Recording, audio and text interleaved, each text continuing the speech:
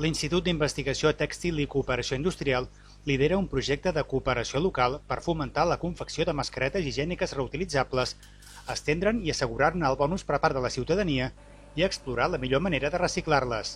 Es fa amb la col·laboració de l'Ajuntament, l'Agrupació d'Empreses Innovadores Tèxtils, l'Escola d'Infermeria, el Consorci Sanitari i la Mútua.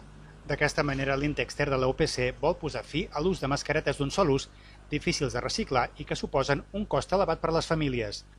L'Institut calcula que generen cada setmana en tot l'Estat gairebé 300 tones de polipropilè, un plàstic reciclable, però que no té contenidor propi, sinó que ha d'anar al rebuig. Aquest projecte també busca la dinamització de la indústria local, i és que vol inventariar les indústries tèxtils que podrien subministrar mascaretes o material de confecció i coordinar-les per poder-ne garantir l'aprovisionament a tota la població.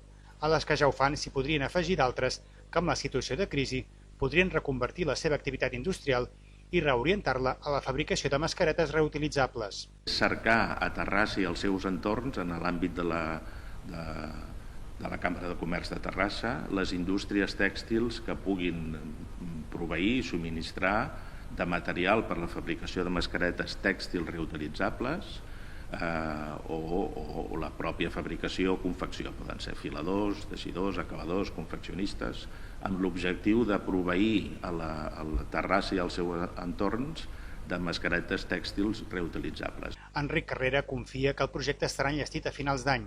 De moment es centra en Terrassa, però més endavant es podria estendre a altres municipis i comarques. Ja ha rebut 8.000 euros del Centre de Cooperació per al Desenvolupament de la UPC. El director de l'Intexter recomana a la població que quan compri mascaretes higièniques reutilitzables demani el certificat d'homologació i amb les propietats tècniques per saber també com s'han de rentar i conservar.